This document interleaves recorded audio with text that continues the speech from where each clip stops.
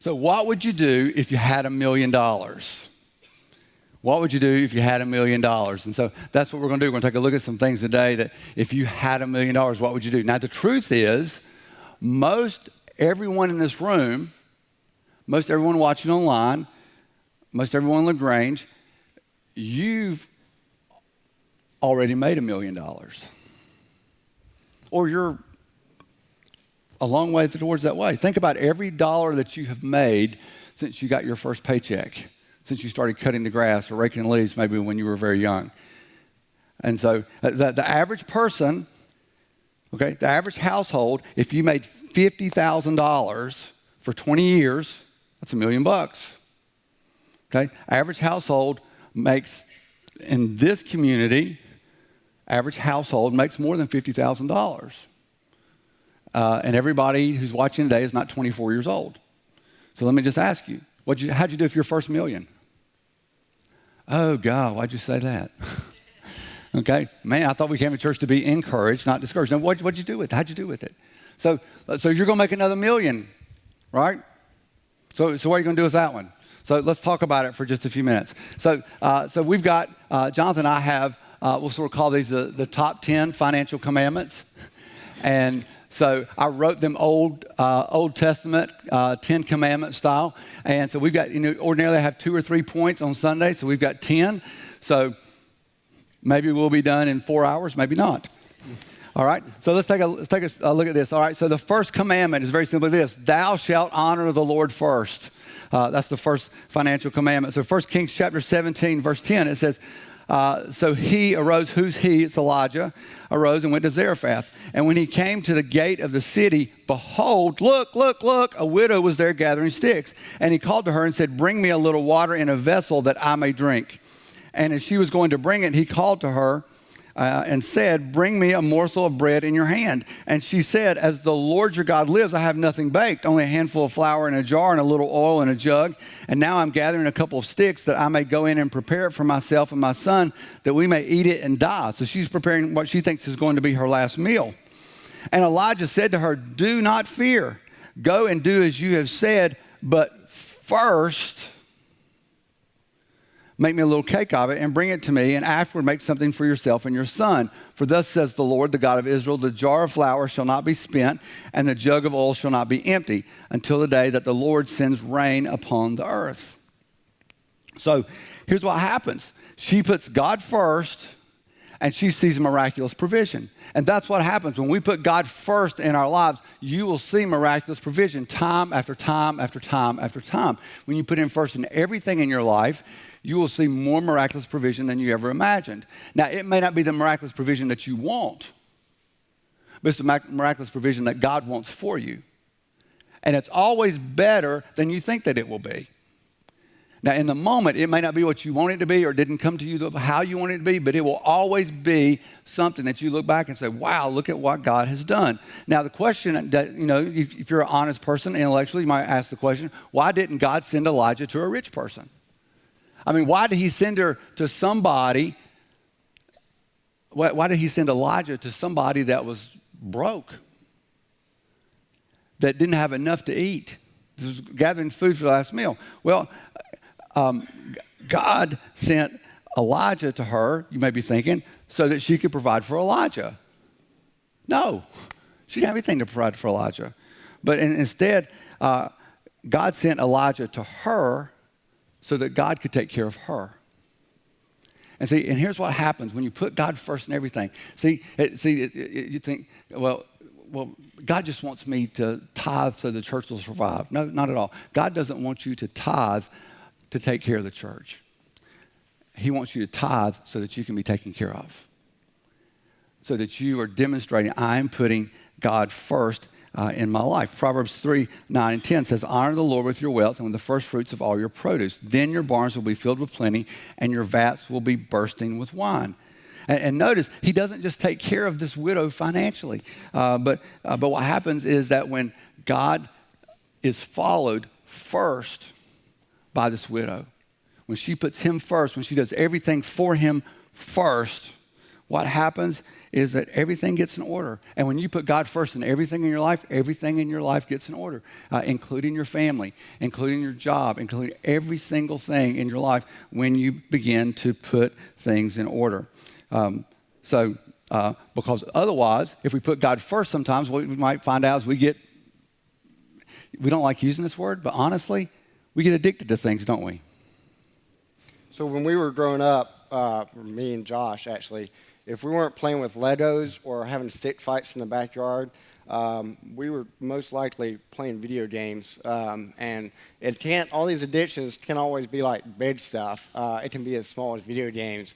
And so we got distracted by that, not putting God first. And so Dad, while we were underneath his roof, he would snap us of that, limit us to how much we played. And that sort of took away the whole, putting God first and getting distracted. You loved it when I did that. I hated it. I hated it. But, that's part of Dad being Dad, right? We'll go to number 2 here. Thou shalt not worship stuff. So what am I talking about with stuff? I mean material things you acquire. I want to read Matthew 6, 19 through 20. It says, do not lay up for yourselves treasures on earth where moth and rust destroy and where thieves break in and steal. But lay up for yourselves treasures in heaven where neither moth nor rust destroys and where thieves do not break in and steal.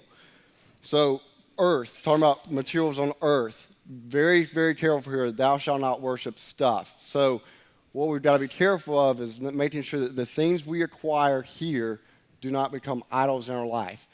For example, so I recently bought a house or took a loan for a house. And I like doing home improvement, unlike some people on the stage. Hey. Sorry, you didn't know that was coming, did you? You can prepare for the next service. You can have a better comeback. But anyways, what are you saying? I'm very energetic and I can bounce around. So anyways, just got to learn for a house, right?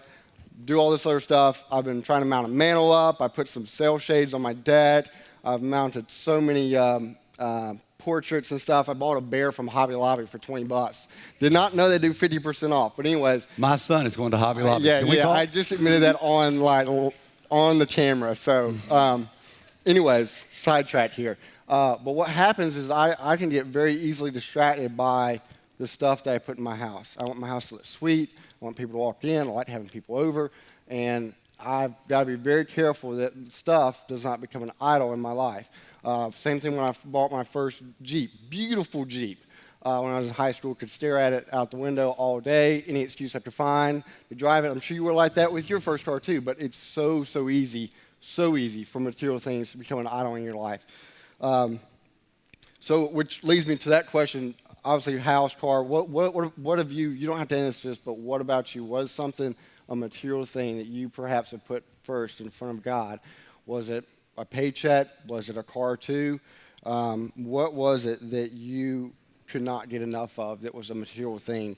And have you ever bought something that you regretted buying? We had always had a rule, like if you saw something in the store and said, man, I really want this, but said maybe I should sleep on it, and if I still want it the next day, then I could go get it, to avoid impulsive buying. So think about that to yourself. Was there something a material you've had that you idolized? And then 2, was there anything that you regretted buying? A lot of times what happens is we jump into something, we go, I got to have that, I got to get it. And so what happens is it becomes something that we start saving money, we work extra overtime, we do whatever to acquire that, and before we know it, we've jumped into something that we never knew what we were doing, and we've made an idol out of something. And I think it's we talked a lot about this when Jonathan was younger. So look, if you really want to buy something, you can buy it. It's your money, but come back home and let's take a day or 2 and sleep on it before you make that impulse purchase. And listen, I've been guilty of this. I can't believe I did this. I'm going to admit this in front of God and everybody. But several years ago, I don't know why, but somebody had this unbelievable deal on a Cadillac, and I didn't want it. But it was cheap. I'd bought a Suburban. I'd overextended ourselves. We'd gotten into more. I'm like, I don't want car debt. This is a bad idea. But I didn't think about it. I didn't pray about it. I said, yeah, I'm going to get rid of that Suburban and I'm going to buy this Cadillac. And that Cadillac was the worst car I've ever had in my life. I mean, it was dumb. Lori's riding around in a big old Eldorado, drove with 3 kids. I mean, she was pimping all the time. I mean, it was awful. And that car, I mean, it just blew up. I mean, I wish I should have taken a gun and just shot it. I sold it at a yard sale to tell you what kind of car it was, right? It was absolutely awful. Number 3, thou shalt love God. 2 Timothy 3, beginning verse 1 says, but understand this, that in the last days there will come times of difficulty, for people will be lovers of self, lovers of money, proud, arrogant, abusive, disobedient to their parents, ungrateful, unholy, heartless, unappeasable, slanderous, without self-control, brutal, not loving God, treacherous, reckless, swollen with conceit, lovers of pleasure rather than lovers of God. So here's the thing. Are you loving God in the way that you purchase things? Not long after I made that idiotic purchase of that Cadillac, I was praying and said, God, would you just send us a car? And sure enough, I mean, I bought this little blue Ford Ranger truck for like $3,000. And I was like, this thing will not run for 3 months. I drove it for the next 6 years. Best truck ever. And I mean, it's just amazing. I'm going to sit there and go, God, what do you want me to do? That God provided something for. And that wasn't, and see what, I don't care what a car looks like. I just need transportation. And I thought that little truck turned out to be something that was incredible for us. So it's the whole deal. Are you going to trust God more than you're going to trust yourself? And it's not just trusting Him in the small things and trusting Him in the big things. It's trusting Him in everything. That's the big deal, because what happens is that when you start praying about, God, how should I handle my money and what should I do with the things that you've given me? Well, in the same way that you give and that you are blessed, that God blesses you when you're a good steward. And so I've said this to you for the last couple of weeks, but just try it and watch the supernatural happen. Watch God get behind you and begin to change things in your world financially and spiritually. So number 4 here, thou shalt be a good steward. Want to read Exodus 20, verse 8 here. It says, remember the Sabbath day to keep it holy. And want to jump again to Luke 16, 10 through 12. It says, one who is faithful in a very, very little is also faithful in much, and one who is dishonest in a very little is also dishonest in much. So this is saying we're going to give you a little bit, see if you're faithful. If you're not, then you're dishonest, or you know how that works. So verse 11 says, if then you have not been faithful in the unrighteous wealth, who will entrust you to the true riches? So the key to being a good steward is to trust God, which means 2 things here real quick. 1, believing that God can do more in 6 days than you can do in 7. And 2, tithing is believing that God can do more with 90% than you can do with 100%. So what he's saying is being a good steward is tied into the Sabbath because you believe God can do more when you only are working 6 days as opposed to 7. Got 3 points here too. It says give generously with a cheerful heart. This is the heart of being a good steward. 2, save diligently with discipline. And 3, spend wisely with counsel. Yeah, and that's the mark of a good steward right there. If you want to know, hey, what am I doing? I'm giving, I'm saving, I'm spending, but I'm doing it in a specific kind of pattern. And there's an intention to what we're doing there. Number 5, let's do this. Thou shalt teach your family that money is not their God. Now, parents, this is really, really important. Don't teach your children that money is a God. So, Arthur, what do you mean by that? Because here's the deal. Have you ever said this to your children? Well, if we had more money, we could do... Okay, what you are doing is saying that money brings happiness. And see, and as parents, sometimes we want to do something. We want to do something great for our children, and we don't want to say, we just can't do that right now. So we're looking for somebody to blame. And so let's blame money, right? And so when you say, hey, we would do that, or we would go there if we had more money, then what you're doing is you're teaching your children that they should serve money. That all these gateways, all these portals open up in their lives if they will do whatever it takes to get more money. and we start serving money that way. That's what happens. Now, it says in Luke chapter 16, verse 13, it says, no servant can serve two masters, for either he will hate the one and love the other, or he will be devoted to the one and despise the other. You cannot serve God and money. Now, if you've spent any time in church at all, you probably have heard this verse, right? Now, actually, this word in most translations, and I teach out of the English Standard Version, which is usually a very accurate translation, but in this particular verse, that word really is serve God and mammon. And we always say, well, that's money. Well, here's the thing. If Jesus had wanted to use the word money, he would have used the word money because he uses that in other passages. We looked at a passage last week where he uses specifically the word money. Now, here's the thing about this about mammon, okay? Because it is a transliteration of a Babylonian word. And so Jesus, teaching Jewish people who are listening to him, uses a word that they're all familiar with, a Babylonian word meaning mammon. And mammon referred to a spirit of greed. And so those people, he's very familiar. He's not saying this about God and money. He says, listen, if you just want stuff, you are allowing something to come into your life that's going to cause you a problem. He says, don't serve a false god. And if you are lusting after things, and that's what it is, that's what greed is. Listen, I want something no matter what it costs me or costs my family. When you're lusting after something, a material thing, then that you're worshiping a god. And he calls it a god, very specifically. It's interesting to me. So this is a spirit of against Christ. So sometimes we say that's antichrist. Okay? Now, Antichrist is not used, that word's not used in the book of Revelation, but it is used in 1 John.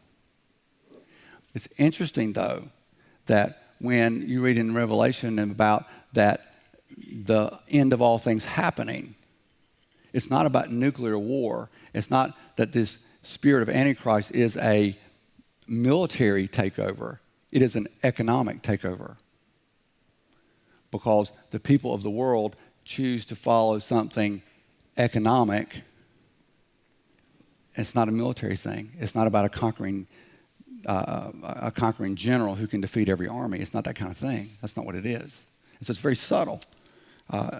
So don't teach your children to despise God, because when you are teaching them that money will cure what ails them, you're in fact teaching your children to despise God, and that they can find their hope somewhere else. That's sort of how that works. All right, I'll do number 6 here. Thou shalt take time to plan, budget, and set financial goals. Want to read Luke 14, verse 28 here. It says, for which of you desiring to build a tower does not first sit down and count the cost, whether he has enough to complete it? Otherwise, when he has laid a foundation and is not able to finish, all who see it begin to mock him, saying, this man began to build and was not able to finish. So my typical day job, Dad's day job here is coming on here on Sunday mornings and bringing it. Mine is a little different. I work in construction. And so this verse here, where it talks about who comes and looks at a tower and builds a foundation, I have this happen frequently where a client comes in and says, hey man, I really want to build a building. I need this space to do some operations. Want to have this, and this. Say, okay, well, we'll run a little quick estimate on and see if you're in line. And they come in, we look at it, and we tell them, say, yeah, it's probably going to cost about $10 million to do this one. He goes, what? Well, I only have a budget of $5 million. And we say, well, you need all this space, but you got too many accessories and options in the building. We got to either trim this thing down. We got to get you within budget, right? So what I see happen all the time is these people, they don't have a budget. They don't have a goal set for when they come in, and it's the same way in your personal life. You've got to have goals, you've got to have budgets, and you've got to be able to keep yourself accountable. If you don't have a goal, you probably won't reach it. So what's your goal for next month? What about 3 months from now, 6 months, 9 months, a year? is the decision you're about to make with your money in 2 weeks or next week going to affect the goal that you have 3 months from now? Or the goal you're going to do in 2 years, is that going to affect your 20-year goal? Let me say this real quick before you say your next thing. And Jonathan lives and breathes this, and he's been this way for years and years and years. But you can learn to do this about setting goals and making plans. You know, you'll probably be mad at me later on, but that's okay. If we want to wrestle, all right, just say it. I already threw you under the bus earlier. So. But here's the deal: is Jonathan builds big buildings. His first building that he built was like $72 million building. And right now he's building a children's museum in Greenville, South Carolina. And so he does big projects. But he also has big goals. And so year before last, he sat down and wrote his goals out for the year. And one of the goals he had for the year was he wanted to send his mom and dad on an all-expense-paid trip. And so last about 10 months ago, we were moving to Noonan, and the movers were getting the last of the stuff out of our old house, and Jonathan said, family meeting. I'm like, oh, crud, what's up with this? What's he going to do? And so we went upstairs to his old bedroom, and he said, and so Josh and Hannah and Lori and I were in there, and he said, here's what I'm doing. He says, Mom and Dad, I want to tell you that I love you, and I set a goal of wanting to buy you a great vacation, and so I'm sending you on an all-expenses-paid trip to Italy for 10 days. See, it's good to have goals. and people say, hey, can I get a son like that? I want somebody who's going to pay for me to go to Italy, right? But no, that's just what God works in his life. And he just keeps working that way. I'm sorry. So. No, you're good. So, again, if you don't live on a budget, you're going to end up killing yourself. I have a spreadsheet that I use to track all my expenses. Some people use an app. I am a quote-unquote millennial. Dad's got a Bible over here. I've got an iPad for notes. But that's besides the point. I got a spreadsheet. You track all your expenses, track what you're doing with it. And in there, I also have a section where I have goals of what I want to achieve in a year, 2 years, 3 years, 5 years. So all that stuff is good, and it tries to keep me, thinking, constantly processing things. And a budget takes the emotion out of the decision when you're thinking about what you want to do with your money, because sometimes money is a pure emotional decision. And let me explain this to you real quick. Why do I say that? And here's the big deal about this is because most people hate budgets. Yeah, and I'm telling you, and you're all about it, and you'll set the budget, you'll track your expenses, you'll do all that for a month or two, and you're like, this is no fun. I don't want to do this anymore. I'm gonna quit. I'm gonna do this. And so because it causes tension in relationships between parents and children, between wives and husbands. It causes all kinds of tension. So do this. And listen, give your budget a name. Call him Mr. Budget, right? Or call him Bubba. I mean, whatever.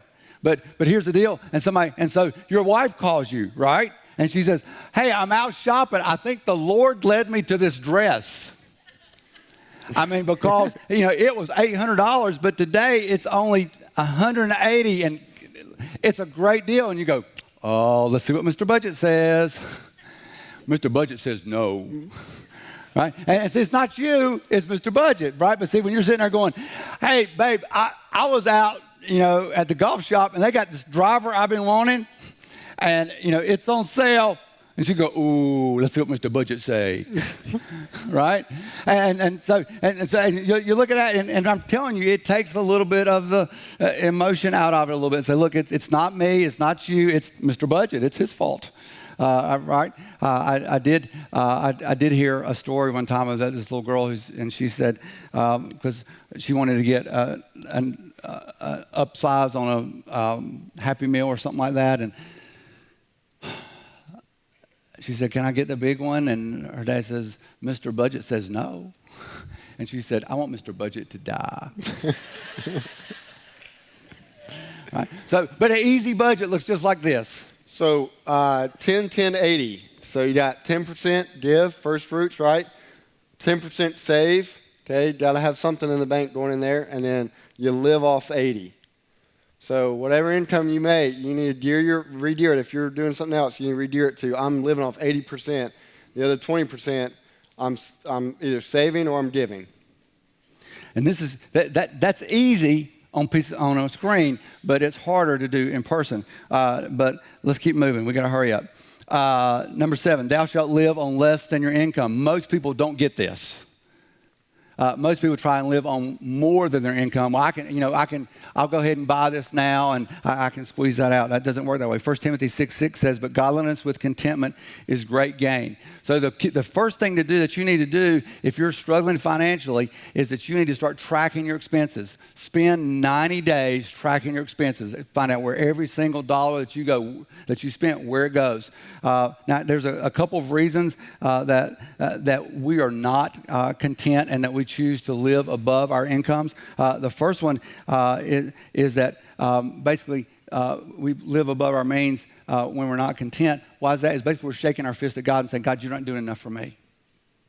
I don't like what you're doing for me. I'm going to do something for myself. Philippians 4:11 says, not that I'm speaking of being in need, for I have learned in whatever situation I am to be content. So you can learn to be content. It's a learned skill. It's not something that just drops in your lap, but something that you can learn. What's the second reason? You can't count. You won't count. Excuse me. You won't count. So when I was a young buck, I know, it is pushing it. I hated math when I was 2nd, 3rd, 4th, 5th grade. Didn't understand it. What's a fraction? Can't add it. Don't know what I'm doing. And I used to get real mad at Dad, and he used to get real mad at me because I didn't understand math. And as I got older, math became my bread and butter. I could not write to save my life. And it's still true to that day in construction. I do a lot of more math, I think, than actual writing. But what you've got to do is you've got to add up all your expenses and your income, and you've got to subtract your income from your expenses to make sure that you're making the right choices with your money. So. It sounds simple, but so many times when I sit down to help somebody with their finances, I say, look, here's all your expenses. Here's your income. Your expenses are more than your income. This is not going to work out for you. Mm-hmm. And it's just, don't stick your head in the sand. It's just being honest and saying, this is what it really costs to live. It's amazing how big of a difference that makes.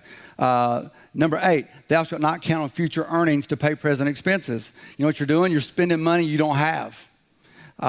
So it defeats us. Why does it defeat us so much? Because God wired us to hope. In Romans 8:24, it says, for in this hope we were saved.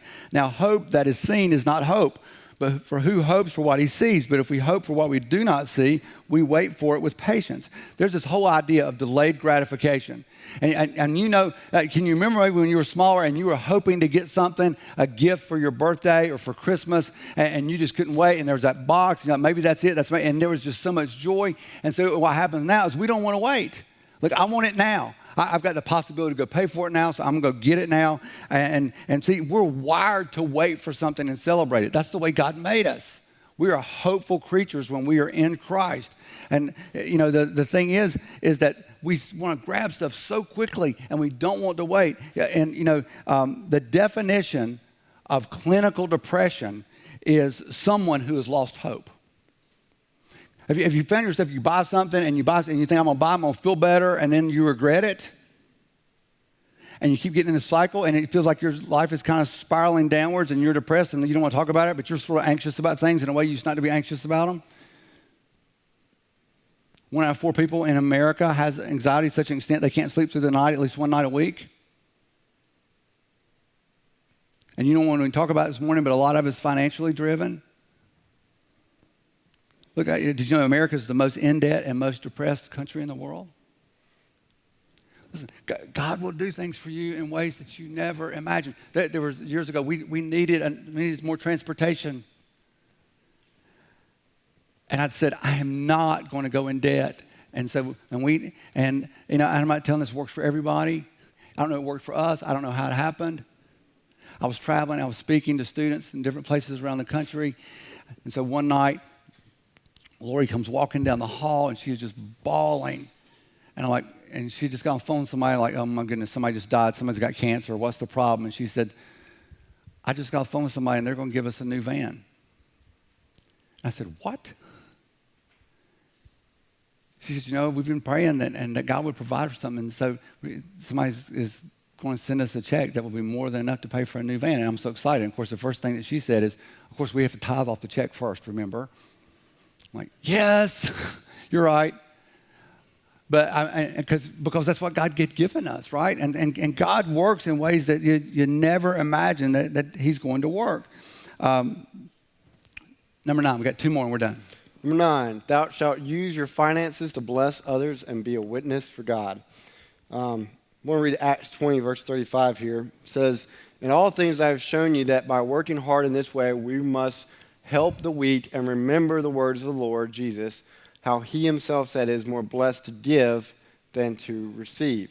So I want to talk about these 2 things real quick. If you're telling your neighbor about God and Jesus and what he's doing in your life, or your friends or whoever, and you're wondering why, and you're sharing what they're doing, what God's doing in your life, and they're wondering why you don't paint the shutters on your house because they need to be painted, but you just went out and bought a brand new car, and you're like, check out my car. You're not being you're setting a wrong vibe with that person. But these 2 things here, we must help the weak, means that we have to be in an opportunity or in a position that we can help out those that need it.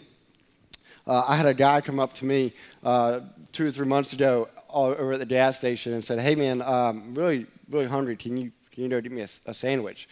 And I said, I was pumping gas. I said, yeah. So where would you like to go? I'll come meet you. And he goes, well, I was just looking for some cash. And I said, no. I said, if you're hungry, I'll go buy you a sandwich. But I'm a millennial. I don't have cash on me. That was the excuse I used.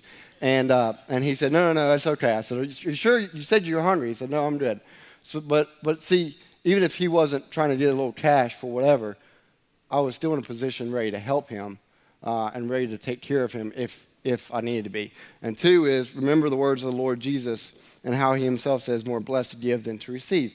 When you give, what happens is you have makes you feel good. Josh and I were driving down to Georgia, my older brother Josh, for this weekend, and it was something real simple. We went to Chick-fil-A and got a chicken biscuit, and I said, Josh, I'll get your biscuit this morning. It was like $3 or something, but still it made me feel good that I gave him or helped him out with his breakfast needs. Yeah, you like that, didn't you? So now we'll go off to number 10 here. All right, number 10, last one. Thou shalt be content.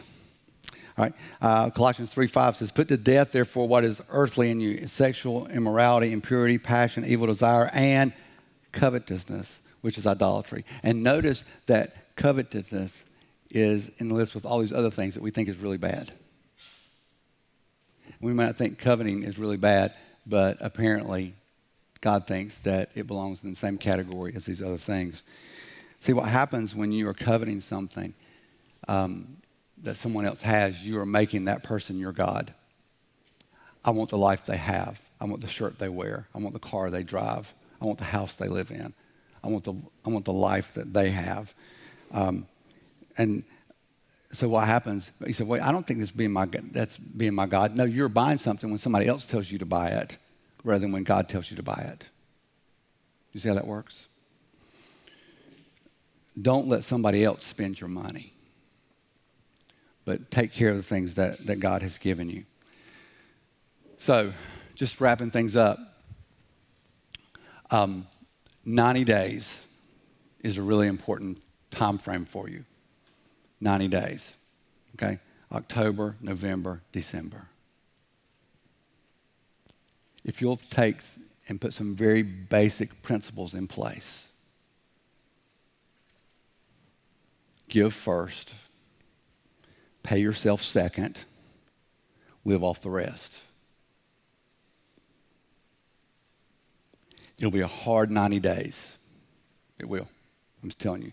The devil will jump on you and try and mess with you and say, don't do this.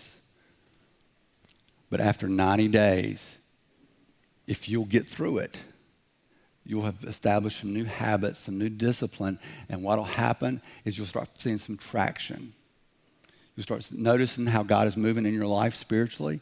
You'll begin to start making some traction financially, relationally, spiritually in every single way. And why I say 90 days? Because don't say that you've got to do this for between now and Wednesday and expect everything to change. But after 90 days, you're going to see a huge difference. So would you do that? It's okay for 90 days. Here's what I'm going to do. I'm going to tithe first. I'm going to save next, and I'm going to live off the rest. Would you just say, yeah, I'm going to start that. That's what I'm going to do. The funny thing is that Johnson's young, and this is how Johnson lives. So you can do it. And look, and there are a lot of people who struggle with this, and you want some anonymous help. I'd say come to Financial Peace University. We just started this past week. It's not too late to get in this current group. It meets on Wednesday nights from 6:30 to about 8 o'clock. I'd say get in that. We have some people who are lined up here who are financial advisors and planners who would love to help people. And you don't have to come show them your checkbook. Okay? Everybody's, for the most part, is embarrassed about their checkbook. So you don't show them what's in there. But just say, here's some guidelines. We want to help. Okay? Now here's the other thing I want to tell you. Y'all, if we don't get this right,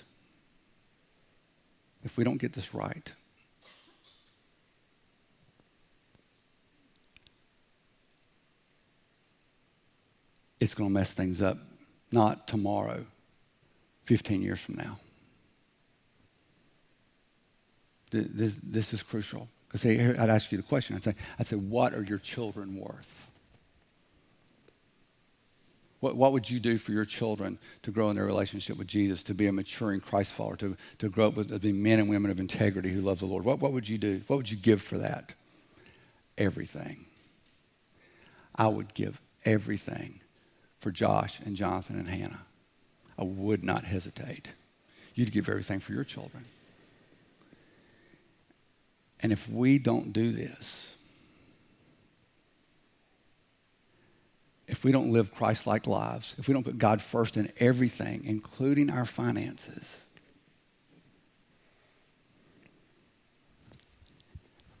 they're not the ones who are going to be hurt. It's our grandchildren. Our children won't know because we won't have set the example. There are generation after generation after generation that has come before us that has done this. I wasn't here. Some of you were. But at this campus, in this warehouse, before sheetrock went up, people wrote on the walls scripture and prayers, believing that those prayers would be answered years and years and years later. And here we are. If we don't do this, yeah, our children will be harmed, but our grandchildren won't even know who Jesus is. It's always been that way in Christianity. One generation leads the next, which leads the next. That's the way it works every single time. And remember, we started off saying all this. God blesses generous givers and good stewards, and a blessed life is a life that blesses.